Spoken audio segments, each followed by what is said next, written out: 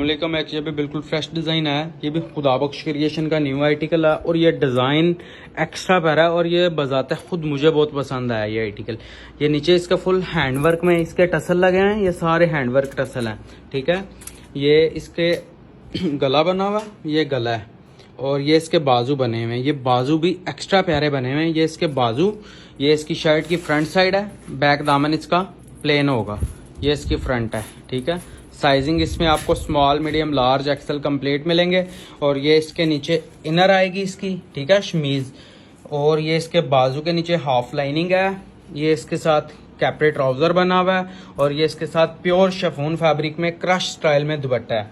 ये इसके दुपट्टे को ये 4 बॉर्डर लैस लगी होगी, ठीक है।